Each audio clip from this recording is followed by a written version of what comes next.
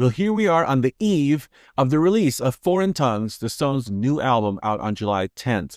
I'm here with a very short video on a couple tips on things you should keep in mind as you listen to Foreign Tongues. My first tip is take your finger off the skip button. Give this album the full 62 minutes that it is, and as much as possible, try to do it in one sitting, because I believe that's exactly how it's supposed to be consumed. If we want to be purists and we want our Stones albums to be of a classic sense and remind us of the classic Stones albums, and put your money where your mouth is and listen to this album like you did back in the day in one sitting without skipping around. To me, this album is a journey. You start somewhere and then you end somewhere. And you can only appreciate that if you just surrender to the album and just let it take you on the ride. I think the songs work best, especially because of the other songs around them. Tip number 2, if you can, listen to it on headphones. I think this is a perfect headphones album.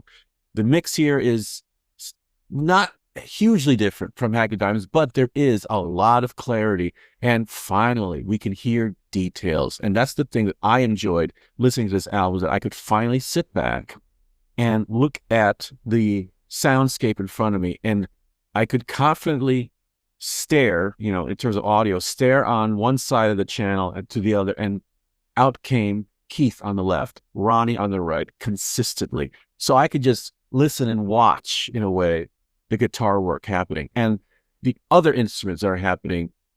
It's really this kaleidoscope of sounds that I really think would benefit from headphones, which was my first listen, and it blew me out. And so my first suggestion is enjoy the album as intimately as possible, because the details are there. And to get in front of this, yes, it's a modern sound. It's 2026. It's not going to sound like 1972. If things are a little too bright, why don't you use the treble button on your system? There's also apps that you could have on your phone or your other device to help EQ the sound if that's an issue. There are workarounds. And lastly, let the Rolling Stones be the Rolling Stones. Don't expect this album to kind of recreate your favorite past Stones eras.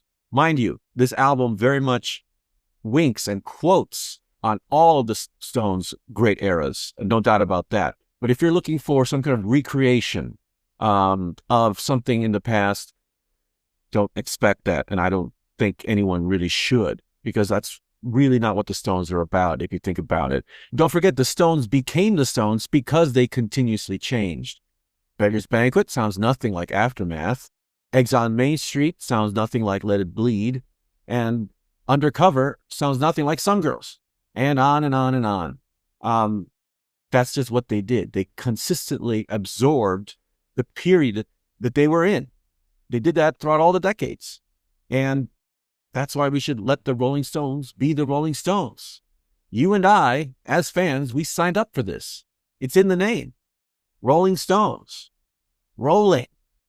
Keeps going. It doesn't stop. And that's what this album is, the Rolling Stones in 2026. Well, those are my tips. My full review of Foreign Tongues will be here on Hangfire on July 10th. So make sure you come back for that. Thanks for watching. We'll see you next time on Hangfire.